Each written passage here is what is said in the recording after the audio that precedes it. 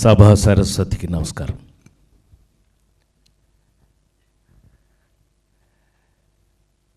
షష్ఠి పూర్తి ఏమండి, వాళ్ళ బంధులే వీళ్ళు ఏమనుకుంటారు కానీ ఈ అదృష్టం నా ఒక్కడికైనా లేకపోతే ఇంకెవరన్నా యాక్టర్కి ఉందా? ఇగో మా వాళ్ళు, ఎందుకంటే మీడియా మిత్రులు అన్నాను నేను, మీడియా సోదరులే నాకు. ఎందుకంటే 40 ఏళ్ళ నుంచి 30 ఏళ్ళ నుంచి కలిసి ఉన్న వాళ్ళు అందరూ ఉన్నాం. వీళ్ళందరూ తమ్ముళ్ళు. సరే, ఇప్పుడు వచ్చేవాళ్ళందరూ అయితే అన్నయ్య ఇక ప్రేమలు. అది నా భగవంతుడు నాకు ఇచ్చినటువంటి అదృష్టం. సో మీ అందరినీ కొంచెం గ్యాప్ తర్వాత మళ్ళీ కలుసుకోవడం చాలా సంతోషం. షష్ఠి పూర్తి. ఈ అదృష్టం నా ఒక్కడికైనా ఇంకెవడన్నా యాక్టర్కి ఉందా? అమ్మాయి నువ్వు చెప్పు. అసలు కొన్ని 100 సినిమాలు నాకు యాంకరింగ్ చేసావు కదా, ఈ అదృష్టం నా ఒక్కడిదే. ఓ అదృష్టం ఏంటని అంటావా?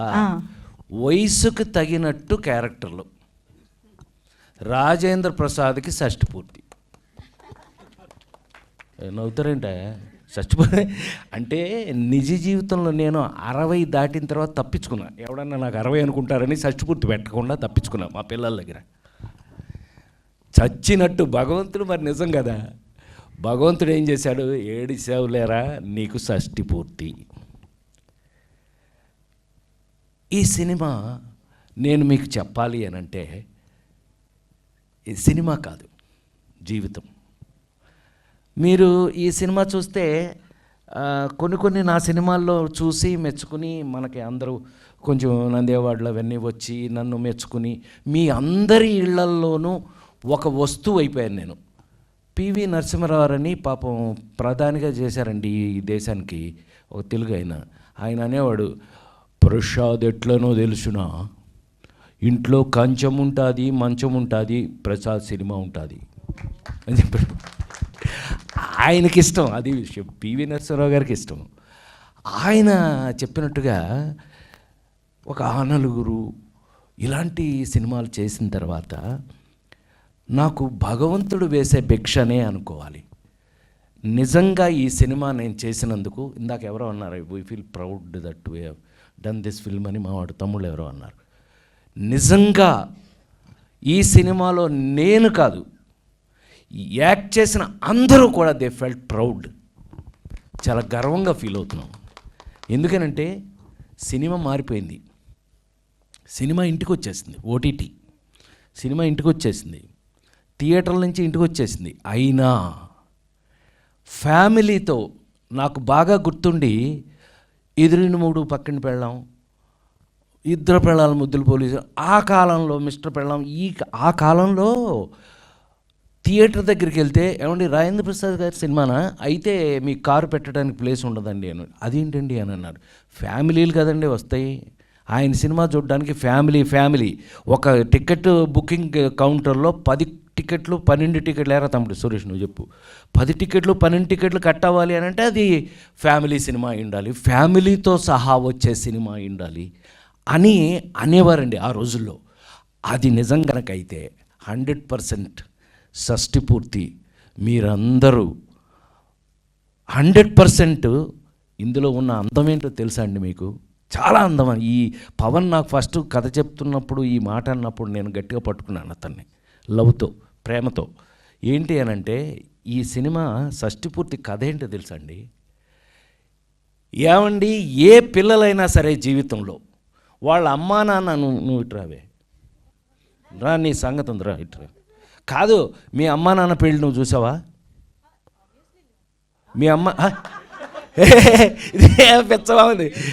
మీ అమ్మా నాన్న పెళ్ళి నువ్వు చూసావా? వెళ్ళు, నువ్వు అసలు సరిగ్గా లేదు, దెబ్బేసే అయిపోయింది. ఇది నన్ను చూసి ఎక్సైట్మెంట్ దీనికి. పాపం వీళ్ళందరూ నాకు బేసిక్గా ఫ్యాన్స్ కదా, వీళ్ళు సగం తప్పులు చేస్తుంటారు.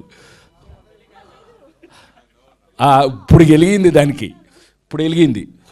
సో ఎవరికి జీవితంలో మనం సరే, హలో, మనకి అదృష్టం ఏంటంటే, మనకి హిందూ దేశంలో పుట్టి హిందువులం మనం అందరం. మనకి తెలిసి మనం తల్లిదండ్రుల పెళ్ళి మనం చూసే అవకాశం లేదు. ఎందుకని? వాళ్ళకి పెళ్ళి అయితేనే కదా మనం పుట్టేది. ఆ విధంగా పెళ్ళి చూసే అవకాశం లేదు. కానీ పిల్లలు చూడగలిగిన పెళ్ళి ఏదైనా ఉందంటే అది షష్ఠి పూర్తి ఒక్కటే. అవును కదా, అవును కదా. అందుకని షష్ఠి పూర్తి ప్రతి మనిషి జీవితంలో ఎంత ఇంపార్టెంట్ అది చెప్పబోతున్నాం ఈ సినిమాలో అన్నప్పుడు నాకు పవన్ మీద గౌరవం చాలా పెరిగింది. అఫ్కోర్స్ కథ విన్న తర్వాత ఇంకా పెరిగింది, అది వేరే విషయం. సో ఈ విధంగా ఒక అద్భుతమైన సినిమాని చేసే అవకాశాన్ని ముందు నాకు ఇక్కడ ఇద్దరు ఉన్నారన్నారు, ఇందాక ఎవరు భలే చెప్పారు, ఒకడు ప్రొడ్యూసరు ఒకడు హీరో, ఇద్దరు ఉన్నారు ఇప్పుడు ఇక్కడ. మా రూపేష్ గారు టూ డ్యూయల్ రోలు. నాకు అతను హీరోగా కన్నా ప్రొడ్యూసర్గానే ఐ లైక్ హిమ్. ఎందుకంటే ఎక్కడ అంటే ఆర్బి చౌదరి గారి కజిను, అంతే కదా, your cousin of R B Choudary గారు, గ్రేట్ ప్రొడ్యూసర్ ఆర్బి చౌదరి గారి కజిను. సో అందుకని ప్రొడక్షన్స్ గురించి కొన్ని వాల్యూస్ గురించి వాళ్ళకి తెలుసు. కానీ ఫస్ట్ టైం అయినా కూడా ఎక్కడ ఎలాంటి చిన్న తేడా కూడా లేకుండా, పైగా మీరు ఇందాక నుంచి అందరూ చెప్పారు, విన్నారు మీరు, ఇళయరాజా గారి దగ్గర నుంచి మీకు పద్మశ్రీ తోటతరణి, ఆర్ట్ డైరెక్టర్స్లో పద్మశ్రీ వచ్చిన చాలా, అతను ఒక్కడే అనుకుంటా ఇండియాలోనే పద్మశ్రీ వచ్చిన ఆర్ట్ డైరెక్టర్ తోటతరణి. ఏమండి, అక్కడి నుంచి మా చైతన్య ప్రసాద్ గురించి ఇంక నేను చెప్పాలి అని అంటే ఒక గంట తీసుకోవచ్చు నేను. ఎందుకనంటే నా నటుడిగా నా జీవిత కాలంలో ప్రపంచంలో ఎక్కడికి వెళ్ళినా, ఎక్కడ తెలుగువారు ఉన్నా సరే, ఇవాళ మరీ ఎలా తయారైంది అంటే, ఒకప్పుడు ఎవరన్నా విఐపి, గొప్ప విఐపి చనిపోతే భగవద్గీత పెట్టేవాళ్ళు, అదేంటో అట్లా భగవద్గీత పెట్టేవారు. అలాంటిది ఇప్పుడు చైతన్య ప్రసాద్ రాసిన, నా మీద తీసిన ఒక్కడై పుట్టడం ఒక్కటై రావడం నడుమయీ నాటకం విధిరాత, ఏ రాసి పారేశాడు, తీసాడు. ఆ పాట ఇప్పుడు వేస్తున్నారు. అలా ఒక జీవిత కాలంలో పెద్ద, అందుకని ఇతనేమీ ఒక 70 ఏళ్ళు 80 ఏళ్ళ పెద్ద వృద్ధుడేమీ కాదు, చిన్న కుర్రాడు. ఇప్పుడే ఇలా ఉన్నాడు. ఇంకా ఆ పాట రాసినప్పుడు అవలా చాలా రోజులు, ఎన్ని రోజులు అయింది, 20 సంవత్సరాలు అయిందట. నువ్వు ఇప్పుడే 20 ఏళ్ళలో ఉన్నావు, అప్పుడెలా, నిజంగా నువ్వే రాసావా అనిపించే అంత సరదాగా ఒక జీవిత కాలంలో ఒక నటుడికి ఎక్కడికి వెళ్ళినా, నన్ను ప్రపంచంలో ఎక్కడికి వెళ్ళినా ఆ నలుగురు సినిమాని గుర్తుపెట్టే పరిస్థితికి అతను రాసి, ఇవాళ మళ్ళీ చైతన్య ప్రసాద్ వరకు కూడా ఇందులో టెక్నీషియన్స్ ఏంటి మామూలుగా కాదండి, అందరూ కూడా భలే దొరికింది. ఇప్పుడు ఒక్కొక్కసారి అండి అనేక సినిమాలు మనం చెప్పవలసి వస్తుంది, ఏమండి ఈ సినిమా చాలా గొప్పది, మీరు చూడండి, చూస్తే కానీ ఈ సినిమా గొప్పదని మీకు తెలియదు అని చెప్పాలి. షష్ఠి పూర్తి అనగానే మీకు అర్థమైపోయింది, పెద్దగా ఎక్కువ చెప్పక్కల, తెలిసిపోతుంది మీకు. సో యాక్ట్ చేసిన వాళ్ళు మామూలుగా యాక్ట్ చేసిన వాళ్ళు, ఈ పిల్ల నాతో యాక్ట్ చేసింది బెంచ్లో కూతురుగా, బెంచ్ ఆల్రెడీ మీరు బెంచ్ చూసే ఉంటారు, అది మన నాగబాబు కూతురు తీసింది మాతో. అది ఆల్రెడీ ఓటీటీ కాబట్టి పెద్దగా మనం అంటే చెప్పట్లేదు పెద్దగా వాటి గురించి. ఈ రాను అవే ఎక్కువ అవుతాయిలేండి. ఏదో సినిమా చెప్తున్నట్టు మొన్నటి వరకు ఇప్పుడు హరికథ అని ఒకటి రన్ అవుతుంది. జోక్ ఏంటంటే, హరికథ మీ అందరికి ఒక చిన్న ఇన్ఫర్మేషన్ చెప్పనా, సౌత్ ఇండియా కన్నా నార్త్ ఇండియాలో ఎక్కువ చూస్తారంటే వాళ్ళు, తెలుసా నీకు అది? నార్త్ ఇండియాలో ఎక్కువ చూస్తారట. కొట్టవచ్చు, చెప్పట్లేదు, ఎవరు కొట్టబోయాడు. ఎందుకు అని అంటే, it's not a joke. Prime టైమా ఇది, డిజ్నీ హాట్స్టార్ వాళ్ళు కొనేసుకున్నారు. కొనేసుకునే అంటే మంచిదే, అదొక ప్లాట్ఫాము, అందులో కూడా నన్ను బాగానే చూస్తున్నారు, అందుకని అది పక్కన పెడదాం. అయితే నాతో పాటు యాక్ట్ చేసిన వాళ్ళు, ఒరే సంటి ఇలా రారా,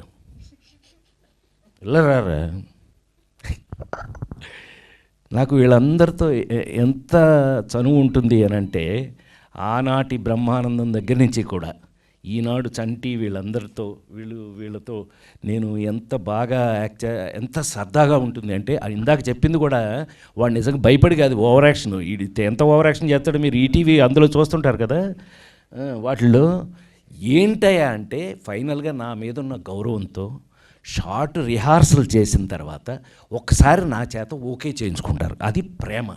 నా మీద వాళ్ళకు ఉన్నటువంటి గౌరవం, రెస్పెక్ట్. అంటే లేడీస్ టైలర్ సినిమా దగ్గర నుంచి 2 దగ్గర నుంచి ఈనాటి వరకు కూడా మరీ లాంగ్ కదా, 48 సంవత్సరాలు పనిచేస్తున్నాను కదా, అందుకని టూ మచ్. అందుకని టూ మచ్ చేస్తాం. వాళ్ళు ఉన్నారు కాబట్టి, ఇదిగో రూపేష్ లాంటి వాళ్ళు సినిమాలు టేస్ట్గా తీస్తున్నారు కాబట్టి, మా పవన్ లాంటి వాళ్ళు డైరెక్టర్లు నా మీద కథలు రాస్తున్నారు కాబట్టి ఇంకా మేము చేస్తున్నాం.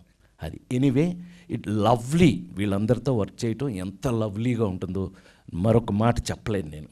అది అంటే రూపేష్ని కూడా హీరోగా ఎందుకు కాదు అన్నాను అంటే, రూపేష్ 24 గంటలు నన్నే అడుగుతుండేవాళ్ళు, సార్ కరెక్టేనా నేను చేసేది, సార్ కొంచెం కరెక్ట్ చేయండి సార్ అంటే. కొంచెం పాపం ప్రొడ్యూసర్గా కాకుండా హీరోగా వెరీ గుడ్ స్టూడెంట్. అందుకని చాలా చక్కగా నేర్చుకున్నాడు, చేశాడు.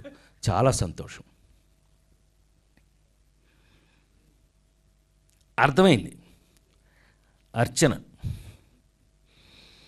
పొరపాటిది తడబాటిది గుంజీలే తీసెయ్యన ఎంకమ్మ.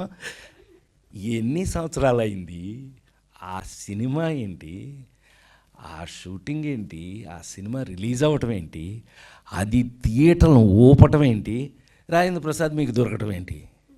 ఆ సినిమా లేకపోతే రాజేంద్ర ప్రసాద్ లేడండి, దండేసి దండం పెట్టేవాళ్ళు. సరదాగంట లేడీస్ టైలర్ సినిమాలో ఆనాడు అప్పటికే తను హైలీ మెచ్యూర్డ్ యాక్టర్స్, అప్పటికే ఏమండి అని వంశీ నన్ను భయపెట్టేవాడు. నన్ను భయపెడతావేంట, ఆవిడ బాగా యాక్ట్ చేస్తే నువ్వు యాక్ట్ చేయించుకో, నేను కూడా చేస్తాను అనేవాడిని. హ్యాక్ ఏమండి అర్చన అనేవాడు, భయపెట్టేవాడు. ఎందరో భయపెట్టాడని మనం కూడా సుజాత మై మర జాత తుమారా చుట్టూ పిరి జాత, అది నా తలరాత, హం పడా తుమారి తొడ, హం బచ్చా బట్టల సత్యం లుచ్చా, ఇలా చెప్పేసాం. అప్పట్లో ఏదో సరిపోయింది. మరి ఈనాడు నిజంగానే నాకు ఎంత ఫుల్గా, అమ్మాయి నువ్వు చెప్పటం అని కాదే, నేను నిజంగానే అంత సంతోషంగా ఉన్నాను. నిజంగానే షష్టిపూర్తి సినిమా ఒక ఫుల్నెస్ ఇచ్చింది నాకు. ఎందుకు ఇచ్చింది అని అంటే, అన్ని సంవత్సరాల క్రితం యాక్ట్ చేసిన మేమిద్దరం ఈవేళ వాళ్ళు ఆలోచించటం, వాళ్ళు ట్రై చేయటం, తీసుకురావటం, ఇదంతా ఈ పవన్కిన్ను రూపేష్ గోల మనకు సంబంధించింది కాదు. అది నాకు ఊరితే చెప్తుండేవాళ్ళు, సార్ అర్చన ఏమయ్యా అర్చన ఓకే అయిందా లేదా అంటుండేవాడు. నేను నువ్వెందుకు 24 గంటలు అర్చన అని చెప్పడం.